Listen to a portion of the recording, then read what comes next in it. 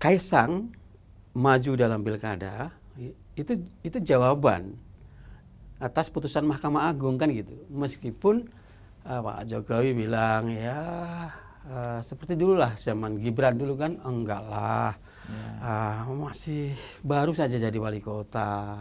Ya toh? Nah, Tapi terakhir bilang Pak Jokowi bilang di Jakarta bagus, di Jawa Tengah bagus. nah iya kan. Nah, sebelumnya ngomong apa? Sebelumnya beliau kan enggak, saya larang saya enggak dorong-dorong kan. Bagaimana dengan pemecatan Hasyim Asyari? Itu juga masuk dalam hal yang bisa menjegal legitimasi Pilkada 2024 nggak? Di daerah-daerah tertentu. Ya. Daerah-daerah strategis nih, daerah strategis gitu ya, Jawa Barat, Jakarta. Yang ada interest lah. Itu kelihatannya memang ada sengaja untuk membuat PDIP sendirian gitu.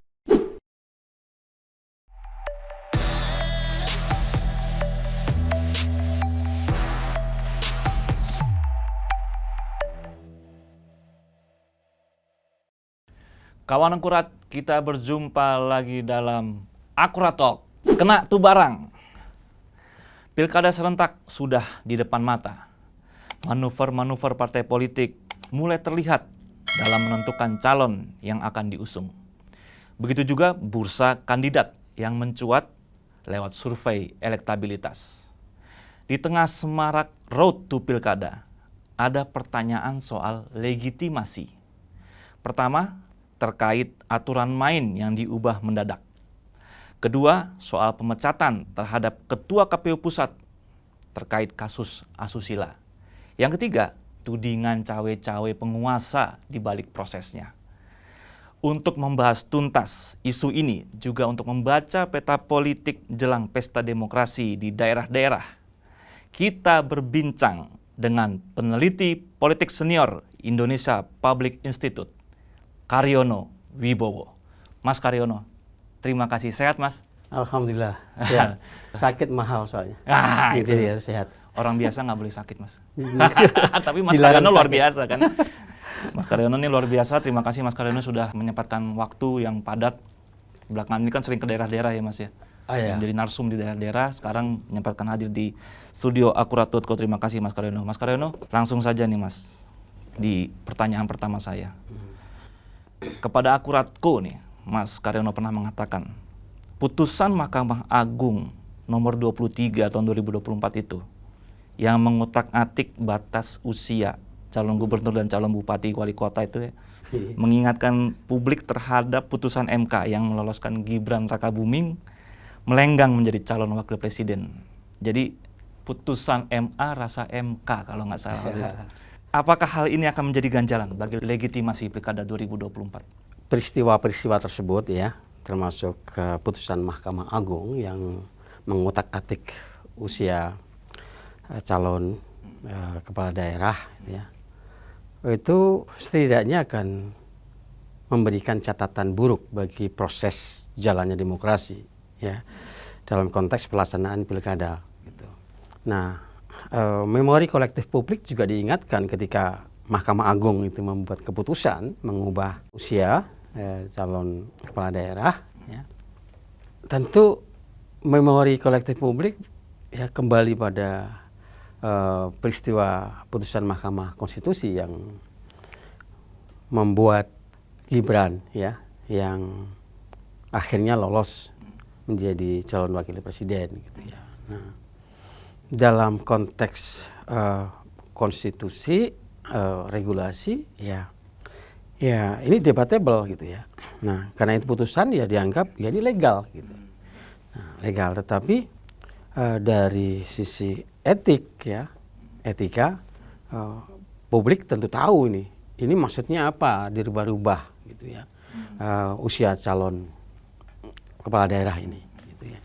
Nah, tentu tahulah publik, nggak mungkin tidak gitu ya. Ini pasti ada sesuatu yang ingin dicapai gitu ya.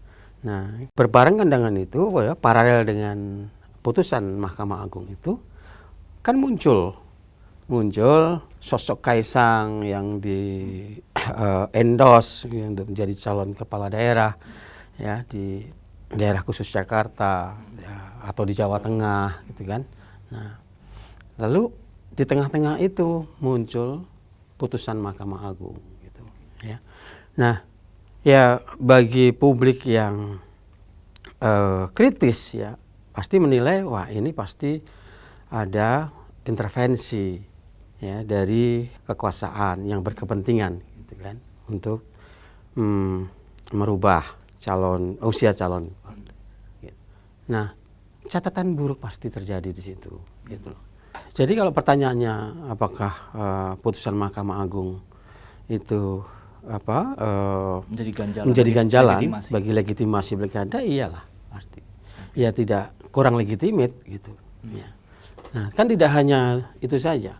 Bisa kita lihat juga ya bagaimana berbagai upaya ya kelompok tertentu itu ya yang sedang pegang kekuasaan ya melakukan upaya untuk memborong partai politik misalnya ya di berbagai daerah gitu, di berbagai pilkada itu. Nah, itu juga menjadi catatan buruk juga gitu. Misalnya di Sumatera Utara, kemudian di Banten juga ya. Di Banten kan juga ada gerakan ya dari kelompok tertentu upaya untuk memborong partai politik ya. Nah, di Jawa Timur juga begitu ya, di beberapa daerah yang lain. Nah, itu juga ancaman serius juga bagi demokrasi kita gitu ya. Bahwa memang dalam undang-undang pilkada itu dimungkinkan ya dibolehkan adanya kotak kosong misalnya. Itu kan untuk mengantisipasi sebenarnya kalau seandainya memang secara natural ya alamiah ya prosesnya demokratis ternyata hanya ada satu pasangan calon gitu ya. Nah, itu demokratis boleh memang gitu ya. Yang tidak boleh itu kan bagaimana sengaja melakukan upaya untuk menjegal. Tujuannya kan untuk menjegal pihak lain agar tidak bisa maju ya. Sehingga partai harus diborong. Sehingga muncullah hanya satu pasangan calon melawan kotak kosong. Jadi prosesnya yang harus dikaji. Dari sisi itu belum berjalan pilkada sudah ada delegitimasi. Ada delegitimasi gitu ya. Belum lagi tadi catatan-catatan dari putusan Mahkamah Agung yang merubah usia calon kepala daerah ya. Menjelang tahapan pilkada. Tapi bagaimana dengan pemecatan Hasyim Asy'ari? Itu juga masuk dalam hal yang bisa menjegal legitimasi pilkada 2024 nggak, Mas? Itu kan kasusnya asusila. Atau enggak apa publik bisa membedakan nih? Oh, itu kan urusan personal, kinerja KPU nggak ada masalah gitu. Ya. Sebagian masyarakat tentu bisa akan membedakan mana kasusnya Hasyim Asy'ari ya secara pribadi ya dengan KPU secara institusi gitu ya. Tetapi bagi sebagian masyarakat yang kritis gitu ya, yang menyaksikan, yang melihat, mengamati proses jalannya pelaksanaan pemilu 2024 yang lalu ya, tentu mengkaitkan dengan proses pelaksanaan pemilu dan pilkada gitu ya. Nah, meskipun itu persoalan pribadi ya, Nah, dalam konteks ini kasusnya Hasyim Asy'ari ya, meskipun itu kasus pribadi, tetapi juga bisa melengkapi. Ya, jadi komplementer jadinya ya, melengkapi berbagai peristiwa tadi itu yang mendelegitimasi hasil pemilu gitu ya, pilkada. Tapi kalau kita mengingat nih, Mas, tadi kan Mas bilang juga di persiapan menuju Pilpres terutama itu kan yang di MK itu ya ada gonjang-ganjing lah, Mas. Guru besar, akademisi turun ke jalan ya kan, ya kelompok kritis ya. Tapi fine-fine aja sekarang hasilnya diterima oleh semua pihak. Apakah pilkada juga akan bernasib seperti itu nanti ke depan? Mungkin akan sama nasibnya ya dengan pelaksanaan pemilu 2024 ya, karena ini kelompok civil society ya memang masih ada yang gigih ya, tetap gigih untuk memperjuangkan mengawal demokrasi gitu ya. Seperti pemilu yang lalu juga akademisi, guru besar dari berbagai perguruan tinggi negeri dan swasta, mahasiswa juga turun ke jalan, menyuarakan juga tentang pentingnya pelaksanaan pemilu yang demokratis tanpa intervensi ya, tanpa rekayasa, tanpa cawe-cawe dari kekuasaan, itu kan disuarakan juga gitu kan. Tetapi kan yang terjadi adalah seperti itu, pepatah biarkan anjing menggonggong kafilah tetap berlalu kan gitu, ya kan, terus terjadi gitu.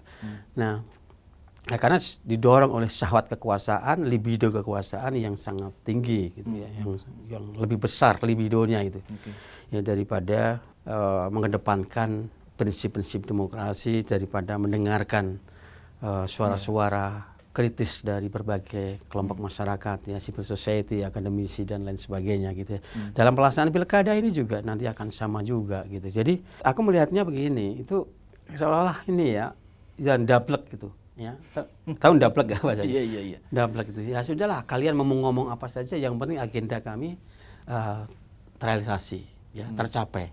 Kepentingan kami tercapai gitu loh. Jadi ya mereka akan tutup telinga gitu, ya, tutup telinga. Meskipun berbagai kritik ya, dari yang halus sampai yang keras disampaikan, ya, itu nampaknya tidak akan mengubah ya kepentingan mereka gitu. Nah, dan ini juga bisa menimbulkan ya sebenarnya api dalam sekam gitu ya. Memang ya saat ini masih belum terkonsolidir ya kekuatan civil society ya. Gerakan mahasiswa masih belum terkonsolidasikan dengan baik gitu ya. Masih sporadis gitu ya, masih terbelah-belah dan sebagian dibelah-belah kan gitu. Ya. Untuk melemahkan gerakan civil society, untuk membungkam kelompok kritis dengan cara baru gitu ya.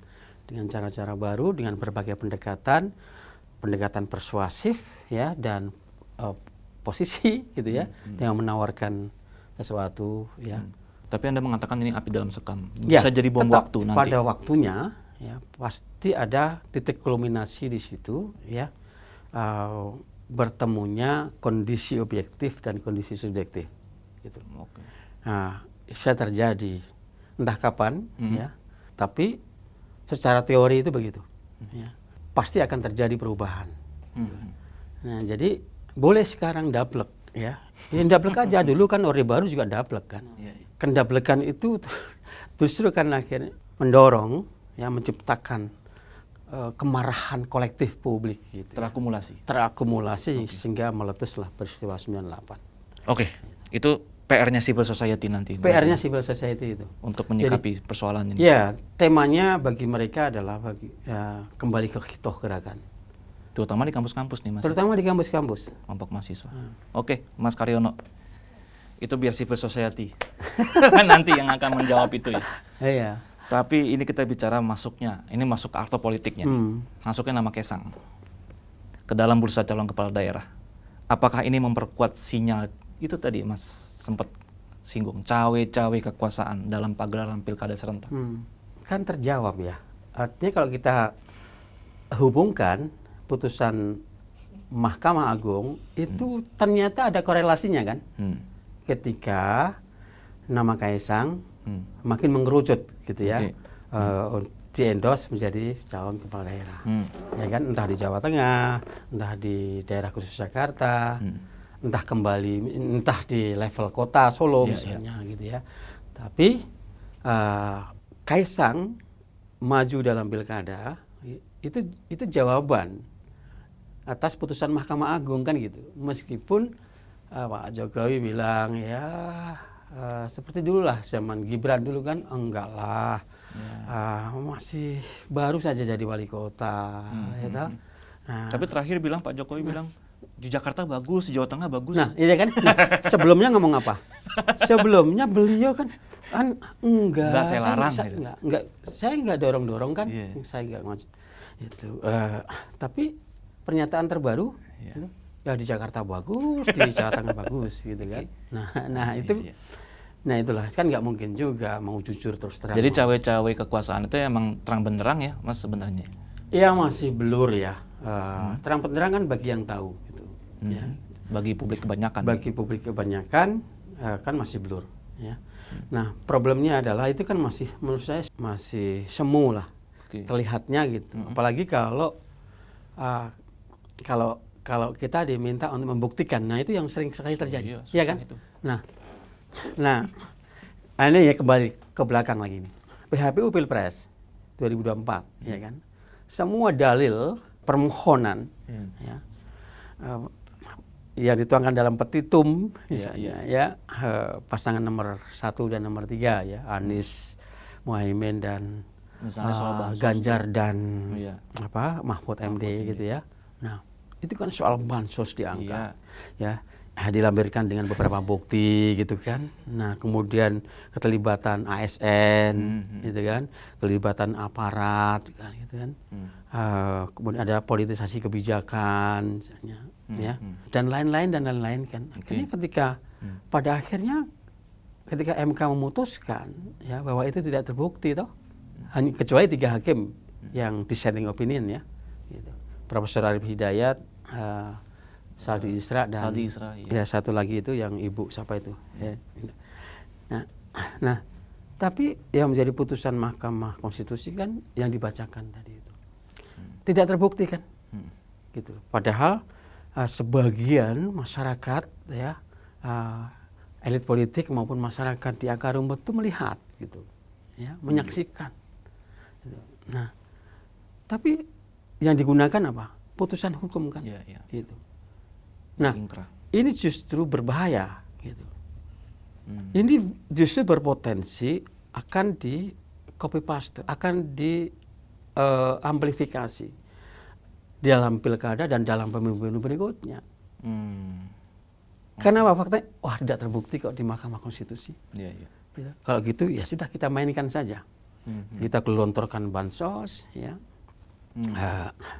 yang terkenal dengan istilah politik kentong babi itu, ya kan? Bikin aja, kita pakai, digunakan aja di pilkada, ya. Atau di pemilu yang akan datang. Gitu.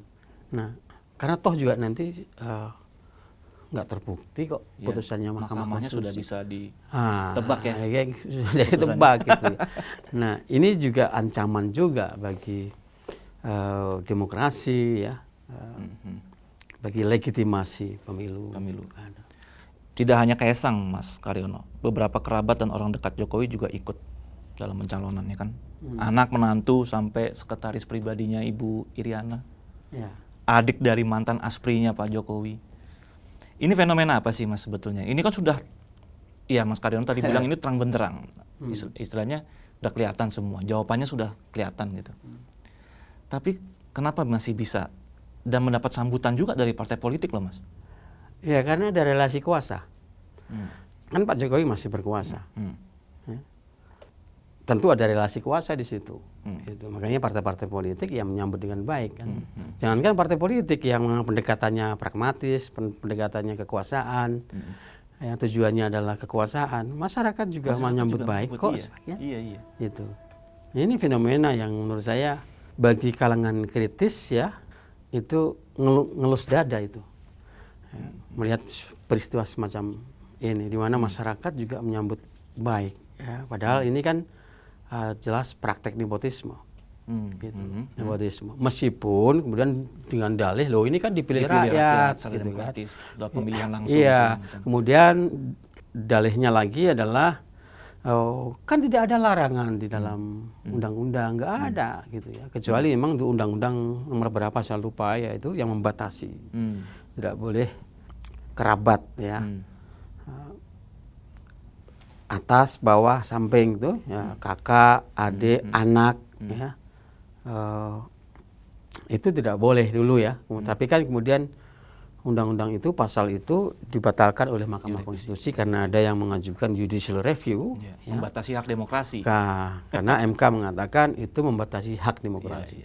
Itu dianggap bertentangan dengan konstitusi, bertentangan dengan undang-undang dasar, sehingga pasal itu dibatalkan. Tapi putusan itu kan ibarat pisau bermata dua itu. Di satu sisi ya memang tidak ada larangan di dalam undang-undang, peraturan gitu ya. Tapi kan di sisi yang lain ya, yang namanya nepotisme ya, itu dampaknya pasti buruk ya. Pasti ada relasi kuasa. Nah, nepotisme itu juga melanggar hak orang lain juga. Ketika kekuasaan yang dipegang oleh keluarga atau kerabat ya, itu kan berarti Menutup peluang. termasuk sumber daya. Ya. Kalau seandainya kekuasaan yang dibangun oleh dinasti X gitu, Ya. ya, itu kemudian membentuk kartel, misalnya, Oke. membangun oligarki, ya, Hmm. kartel bisnis, ya, Kekuasaan politik kekuasaan. terpusat, ekonomi juga nanti. Pusat ekonomi itu dampaknya juga membatasi hak orang lain juga, merugikan orang Nantinya, lain. tapi. Nantinya, gitu lah. Kan kita berpikir dampak, kecenderungannya kan ke sana. Ya, ya. Ayo coba mau lihat Banten, ya, yang dinasti-dinasti itu, ya, Sulawesi Selatan, dan sekarang makin marak tuh, makin marak. Ya, pilkada habis suaminya 2 periode, istrinya, kalau nggak istrinya anaknya, ya, kalau nggak gitu adiknya. Nah, ini itu anak marak. Ini ya. anak mantu Aspri, Marak. Nah, adiknya Aspri. ya, memang yang perlu kita highlight ya, memang ya tidak ada larangan. Ya, tapi itu tadi, ya, dampaknya, Oke. ya, ada mudaratnya lah, Oke. gitu. Jika memang ada peran dari penguasa, dalam hal ini Presiden Jokowi, dari kacamata Anda sebagai analis politik, apa motivasinya mendorong kerabat dan orang dekat untuk berlaga di pilkada, Mas? Mengapa tidak cukup hanya dengan ikut ya Itu dalam dia. memerangi Gibran kemarin kan sudah secara nggak langsung ya Iya, saya terlibat juga dalam juga konteks heran ya, kenapa ya beliau begitu juga ya. Dulu Mas Karyono aja heran apalagi kita ya kan. dulu kan kenapa kelompok civil society dulu juga bangga ya mendukung dengan Pak Jokowi karena beliau berasal dari rakyat biasa. Jokowi adalah kita ya. Ya, Jokowi adalah kita, representasi dari kita yang anti KKN, gitu kan, mengawal demokrasi. Ya. Tapi ya kita menyayangkan juga sih di akhir kekuasaannya ya di periode kedua komitmen itu luntur, gitu. Ya. Nah, yang dulu anti KKN sekarang ya publik bisa ngelihat sendiri. Ya, tadi disebut-sebut tadi berapa nama itu, ya. Iya. Ya, anaknya Mas Gibran, menantu, ya kan. Kemudian Mas Kaisang. Ya. Oh ya, kan? Kaisang. Ya, Kaisang kan anaknya 2 kan, yang di pilkada ya. Gitu. Kalau Gibran kan sudah di Pilpres, gitu kan. Merasa nggak cukup pilkada harus masuk juga. Okay. Ini Kaisang. Ya. Nah, kemudian siapa lagi tadi? Asprinya, gitu kan. Terus Asprinya istri. Ya, terus siapa lagi? Iya. Nanti siapa lagi? Dan ini gitu sudah ya. di ujung kekuasaan kedua, Mas. Nah, maka saya pernah membuat satu analisa, ya. Di periode kedua, tidak lama Pak Jokowi dilantik tuh. Nah, saya dulu termasuk kelompok yang para intelektual yang support ya, Pak Jokowi. Ya. Nah, di periode kedua awal, nggak lama setelah beliau dilantik itu, saya mengingatkan, jangan sampai di periode kedua itu kalau dalam istilah saham itu profit taking, gitu ya, atau capital gain, memanfaatkan ya, di periode kedua. Karena saya memimpikan, mungkin juga masyarakat Indonesia, mayoritas rakyat Indonesia mengharapkan adanya pemimpin, ya, presiden yang dari awal dipuji, ya, sampai akhir juga dipuji. Itu belum ada dalam catatan sejarah Indonesia. Ya. Nah, itu termasuk mimpi saya. Agar Pak Jokowi itu mimpi saya, harapan saya. Tapi saya yakin harapan saya ini menjadi harapan juga mayoritas rakyat Indonesia. Agar Pak Jokowi sampai ujung kekuasaannya tetap menjadi presiden yang dikagumi, yang berprestasi, yang punya legacy, ya, yang konsisten dengan janji-janjinya, konsisten dengan prinsipnya. Itu jujur, demi Allah itu harapan saya. Makanya saya mengingatkan saat itu. Belum lama setelah dilantik, bisa di-tracking juga di media waktu itu. Karena saya khawatir nanti jangan-jangan ada melakukan capital gain gitu, saatnya profit taking gitu ya, mengambil untung. Gitu. Ternyata kekhawatiran saya itu terbukti, gitu. Tapi ada kontradiksi. Mimpi saya jadi Ada kontradiksi, Mas Karyono. gagal. Tingkat kepuasan publik di akhir masa jabatan kok tetap tinggi ya? Ya, approval rating. Survei approval rating ya. Iya. Survei Litbang Kompas lah kita ambil yang paling terakhir Juni kemarin. Ya. Itu di atas 75%, Mas. Oh iya. Analisa Mas Karyono. Iya, gini. Saya kan juga research ya. Saya juga lama di LSI. Ya, saya sampai sekarang pun saya riset itu. Itu. Kalau tingkat kepuasan publik itu, ya, pertanyaannya itu umum. Gitu. Oke, Ya, iya. pertanyaan umum. Apakah Bapak Ibu puas dengan kinerja Presiden Jokowi? Gitu ya. Nah, karena pertanyaannya general seperti itu, kecenderungan responden menjawab puas. Iya. Gitu. Kemudian ada yang sekian persen menjawab sangat puas. Gitu. Nah, yang menjawab puas dan sangat puas kalau digabung, Ya, tadi jumlahnya 75%. sekitar 75, Iya, iya. gitu ya. 75%. Ya. Nah, tapi kalau di breakdown, Oke. ya, kalau di breakdown itu hasilnya beda lagi, gitu.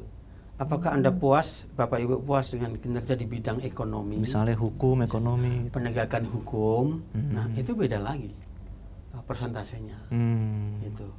Nah, yang menjadi problem juga adalah referensi, literasi, pemahaman responden itu tidak sama, gitu. Nah, tidak cukup mungkin ya untuk menganalisa suplai datanya. Iya, iya, Jangankan data, yang didengarkan kan mungkin yang dibaca kan TikTok. mungkin bukan persoalan itu kan, mungkin hiburan, lebih ke entertain gitu Iya, kan. Lebih ke hal-hal yang lucu-lucu atau berita-berita kriminal gitu ya. Iya. Soal regulasi, soal kebijakan Kebijakan yang nggak kan masuk. mungkin Jadi ketika tidak ditanya dibaca. puas Ketika atau tidak ditanya puas, jadi, ya puas. Ya puas gitu. Ya. Gitu. Dan orang Indonesia tuh nggak enakan gitu ya. Jadi data tentang kepuasan publik terhadap kinerja presiden siapapun ya, tidak hanya Jokowi ya, presiden sebelumnya itu cara membacanya adalah ini pertanyaannya general, ya general. Yang kedua referensi responden ya terbatas. Oke. Gitu. Oke. Jadi menurut Anda apakah nama besar Jokowi masih akan membawa dampak positif nggak, Mas? Bagi para calon yang dikenal dekat dengan kekuasaannya pada pilkada yang digelar. Dan ini pilkadanya sebulan setelah loh, Mas. Setelah Pak Jokowi tidak lagi menjabat presiden. Iya. Itu masih ada nggak efeknya kepada mereka nantinya ketika diberi suara? Iya. Jokowi effect itu tentu masih ada ya. Meskipun dia sudah tidak menjabat lagi sebagai presiden. Ya. Kalau itu kan bisa ada peran pengganti kan. Apalagi kalau beliau sudah menyiapkan segala sesuatunya. Artinya ya sudah menyiapkan timnya, sudah komunikasi dengan penguasa baru. Dan tampaknya sudah ya, Mas. Wallahu alam sudah atau belum gitu ya. Kelihatannya sudah lah mungkin ya. Sudah. Karena pilkada 2024 ya bagi mereka ini, bagi elit politik itu sudah bicara agenda 2029. Iya. Gitu. Sudah bicara untuk 2029. Kepentingannya sudah untuk 2029. Ada kepentingan jangka pendek, jangka menengah, ada jangka panjang. Gitu. Jadi pertanyaannya sudah atau belum, mungkin sudah. Ya. Gitu. Sudah komunikasi, sudah menyiapkan tim. Sehingga pengaruhnya masih tetap ada kalau tadi sudah ada skenario, sudah ada strategi ya yang sudah disepakati dan akan dilaksanakan. Nah, kalau itu pengaruhnya pasti ada. Gitu. Tapi kalau pengaruh secara personal ya, tentu ada, tapi sudah mulai turun lah. Ya. Artinya gini, Kalau itu kan harus diuji. Kalau kita menggunakan pendekatan survei kuantitatif, Oke. ya. Mengukur seberapa besar pengaruh Jokowi terhadap preferensi pilihan masyarakat atau pemilih dalam pilkada. Gitu kan? Pilkada yang mana? Ya harus diuji. Misalnya Sumut, Ya. yang ada menantunya di sana. Ya, ya. Misalnya, seberapa besar nih pengaruh elektoral Jokowi? Gitu. Misalnya di Jawa Tengah, ya harus diukur dalam dalam riset tuh. Ya. Pengaruh Jokowi secara elektoral tuh berapa persen sih? Gitu. Berapa persen pemilih di Jawa Tengah, di Sumatera Utara, di Jakarta misalnya, ya, di Banten dan lain-lain, ya, responden yang memilih atas terinspirasi atau saran dari endorse-nya Pak Jokowi itu berapa persen? Itu harus diteliti lagi. Itu harus diteliti lagi. Okay. Tapi hemat saya nggak besar untuk pilkada. Untuk pilkada. Itu. Cara mengujinya gimana? Dulu ketika Pak Jokowi di periode pertama, saya ingat atau di awal periode kedua, ya kan ada pilkada tuh, ya kan? Pilkada 2015, pilkada 2016, 2017, ya kan? Ada 2000, kan ada itu, ada 2020, ya.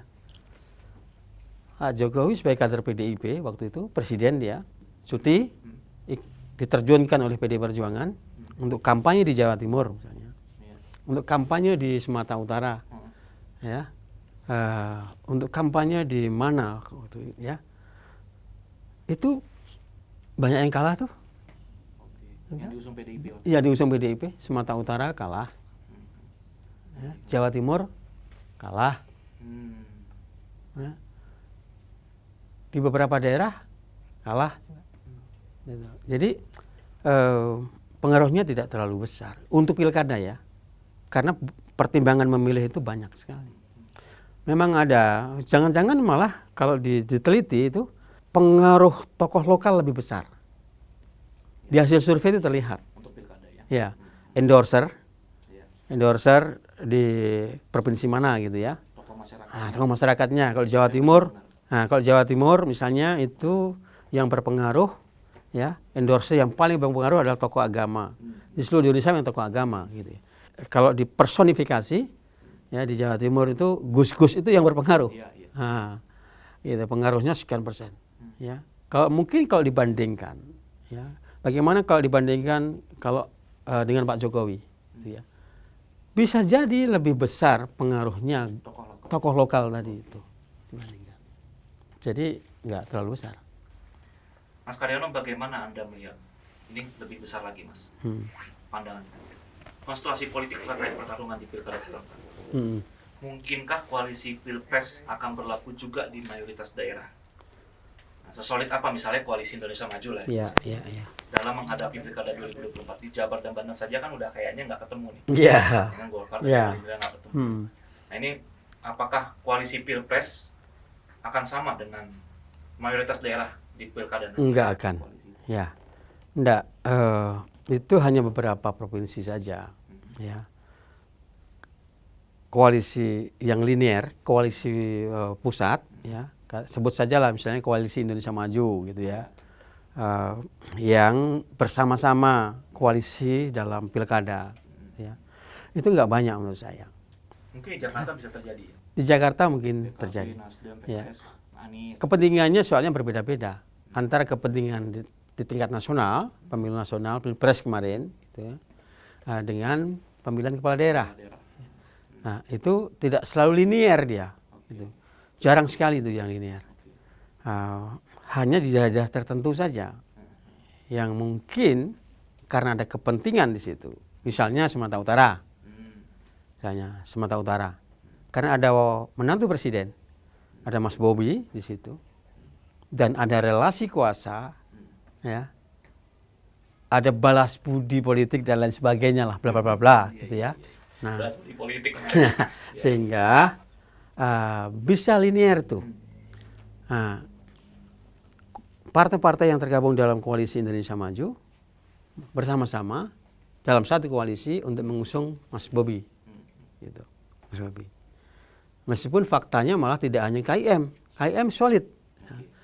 Maka saya menyebutnya KIM plus. KIM plus PKB dan Ada PKS, ada kayak di Banten. ya, kalau di Banten PKS misalnya gitu. Nah, meskipun kalau di Banten kan belum ya, karena Golkar masih berupaya untuk mengusung Airin ya, Airin. Tetapi ada upaya untuk ya dalam tanda kutip menaklukkan Golkar ya agar bersama-sama gitu. Jadi ini ancaman juga buat Airin. Dan ini dilema juga bagi Airlangga Hartarto sebagai ketua umum. Di satu sisi, Airin berkontribusi besar terhadap perolehan suara di Golkar.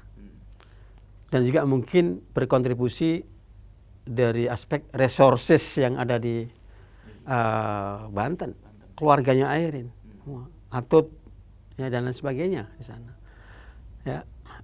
Itu dilema ini.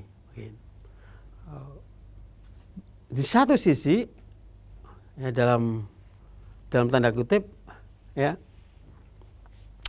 terintervensi gitu ya untuk bergabung di koalisi Indonesia Maju yang ikut koalisinya Gerindra. Jadi ini kompleks ya, Mas? Ini kompleks ya. Tinggal kita tunggu apakah Airlangga Hartarto iman politiknya kuat gitu ya atau dia harus tunduk pada kepentingan kelompok tadi, kekuasaan dari Kim tadi itu. Itu juga Jawa Barat mungkin ya. Nah, Golkar masih ngotot Kang Emil, ya. tapi kayaknya didorong-dorong ke Jakarta. Nah, itu menarik juga. Saya coba analisis di daerah khusus Jakarta ya. Yang sebenarnya yang diinginkan kan Ridwan Kamil yang bisa menandingin Anies gitu. Ya kan? Tapi Ridwan Kamil ini orang yang sangat rasional, sangat paham dia terkait dengan peta politik ya, biasa membaca probability ya, kemungkinan mana yang lebih besar dia menang di mana, apakah di Jakarta atau di Jawa Barat gitu ya. Nah, dia lebih memilih Jawa Barat gitu. Dan Golkar juga dia memilih di Jawa Barat meskipun dalam tanda kutip tadi rezim ya, kekuasaan ini menginginkan Ridwan Kamil ke Jakarta untuk menandingin Anies. Ya. Nah, ini kan tergantung juga bagaimana keputusan partai. Nah, partai itu kan tergantung ketua umumnya. Gitu. Tapi nampaknya Ridwan Kamil mampu meyakinkan untuk sementara ya, mampu meyakinkan Airlangga Hartarto. Ya. Memang saya survei beberapa kali di Jawa Barat. Itu elektabilitas Ridwan Kamil tuh tinggi sekali ya.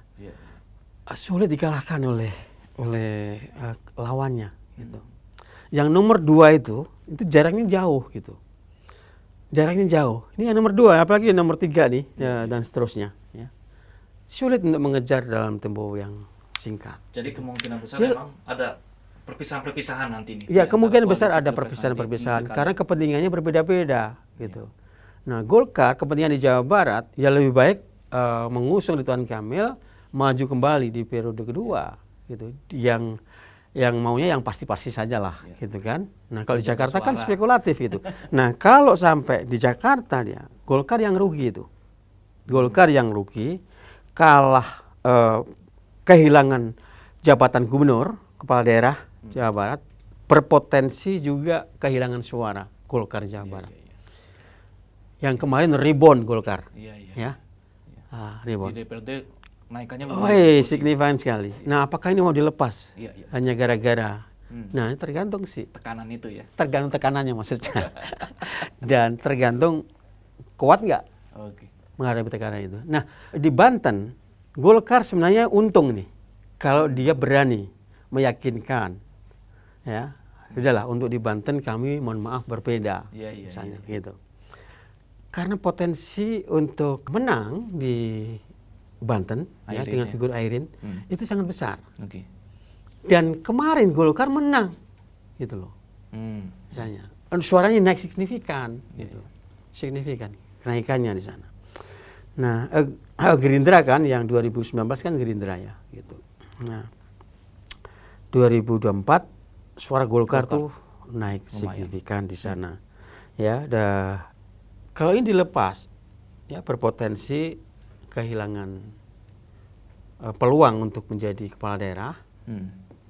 Ya. Yang kedua berpotensi kehilangan suara juga di 2029. 2020, iya. Iya, gitu. Jadi Banten, Jawa Barat ini dilema Dilema buat Golkar. buat Golkar. Banten sama Jawa Barat. Jawa Barat. Mas Karyono, PDIP ini pemenang pileg. Seru Kita ini. bicara pileg. PDIP belum menentukan satu paslon pun nih yang definitif. Sementara target partai di pilkada itu 50% daerah, terutama Jawa, Sumatera, Bali itu dimenangkan. Anda melihat ada kegamangan atau kayak masih menghitung-hitung? Ya. Yang pertama memang PDI Perjuangan itu menurun cukup signifikan, cukup drastis ya perolehan suaranya. Di RI maupun di provinsi. Meskipun kalau di tingkat kabupaten kota itu mengalami kenaikan sedikit gitu ya. Tapi secara agregat tuh di DPR RI turun, provinsi turun, sehingga PDIP tidak bisa mengusung calonnya sendiri ya. Maka dia harus koalisi di beberapa pilkada daerah, harus koalisi dengan partai lain. Nah, sementara memang di beberapa pilkada ini PDIP ini menghadapi turbulensi yaitu ya. Kelihatannya ada residu juga ya. Residu pemilu 2024 kemarin, residu pilpres, ya. Residu pileg juga gitu. Karena suara PDIP kan memang turun jauh gitu ya. Sehingga ini yang membuat posisi PD Perjuangan sulit gitu ya. Sulit. Nah, di Jakarta juga harus koalisi kan. Gitu. Nah, harus koalisi. Nah, koalisi dengan siapa masih bingung kan gitu.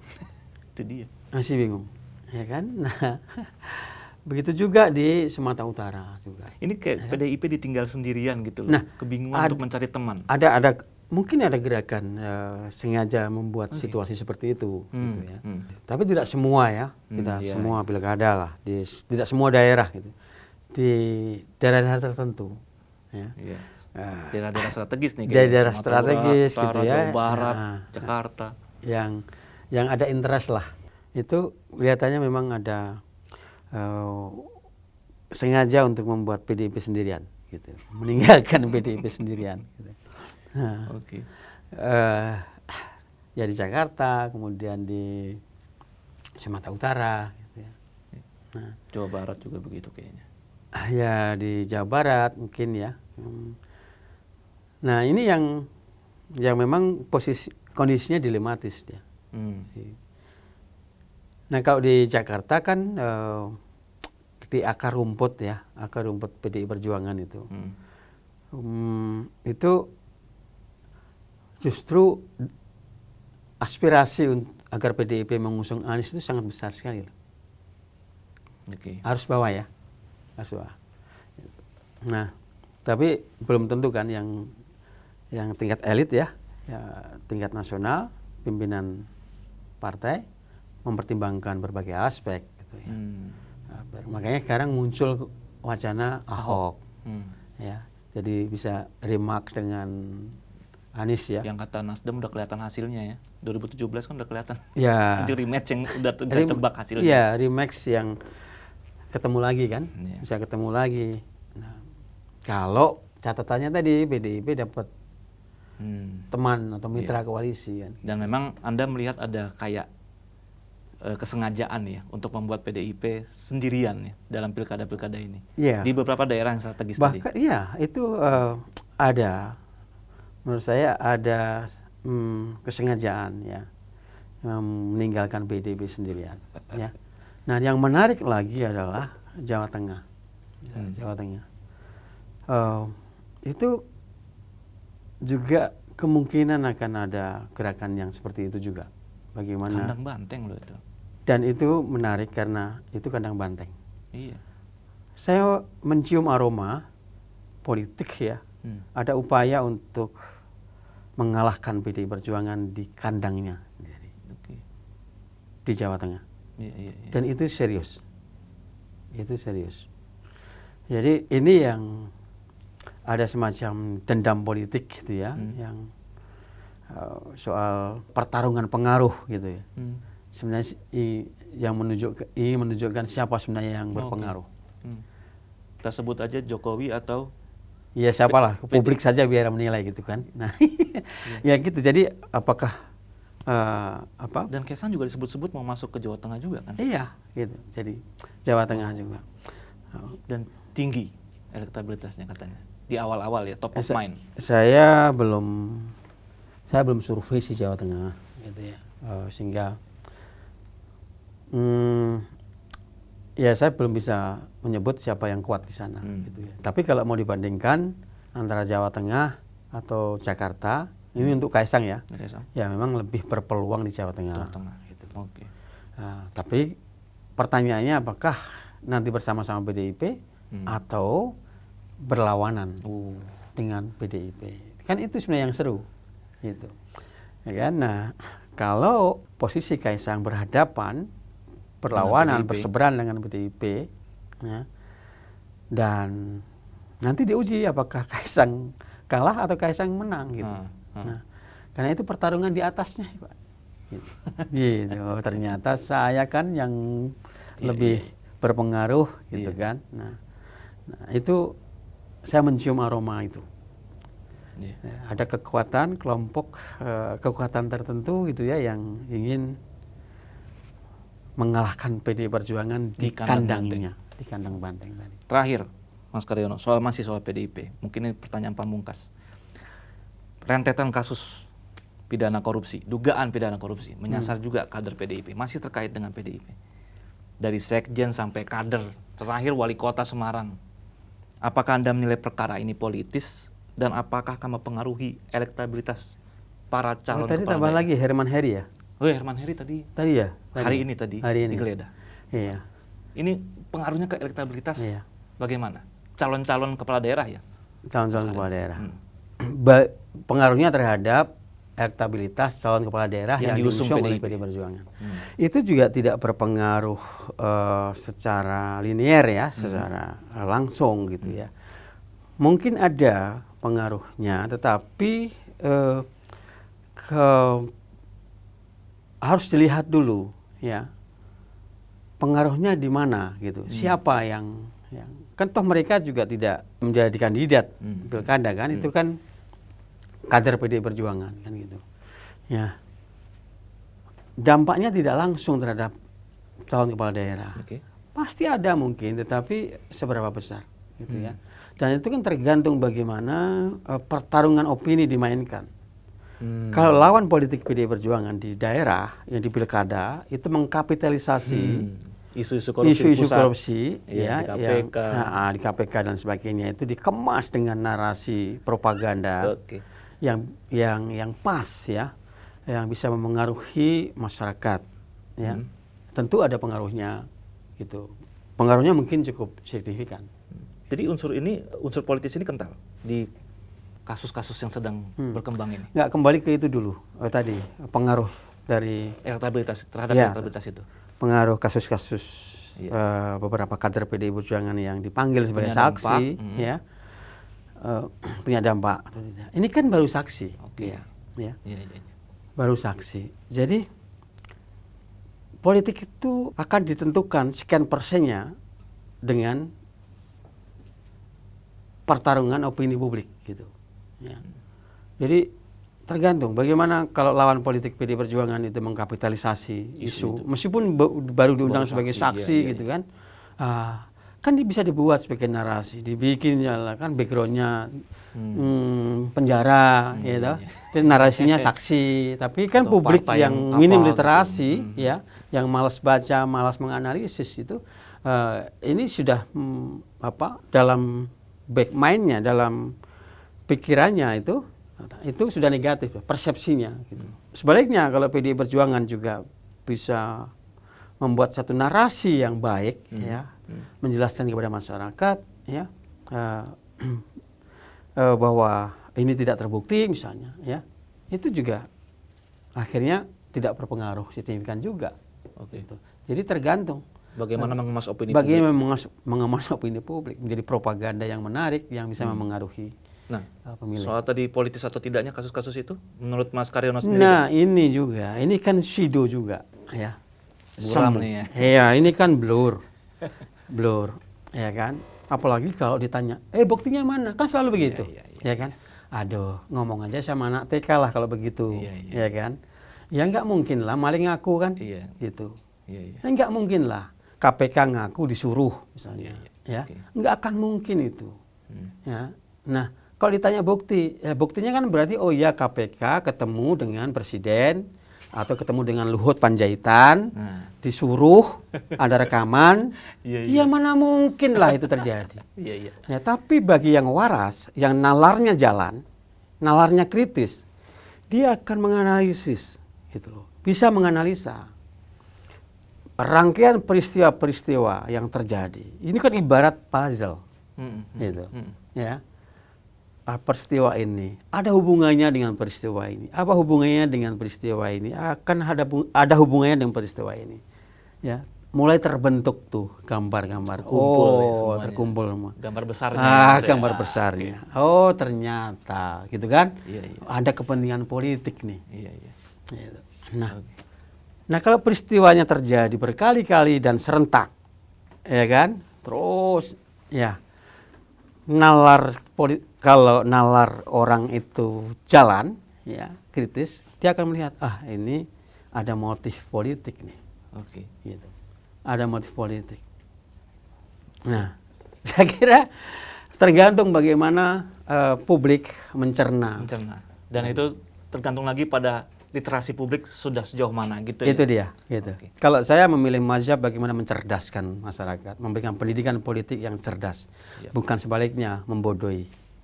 Nggak boleh itu. Mas Karyono, terima kasih banyak atas waktunya. Semoga episode kali ini perbincangan saya dengan Mas Karyono Wibowo bermanfaat. Kita akan bertemu lagi dalam episode selanjutnya. Akurat Talk, kena tuh barang.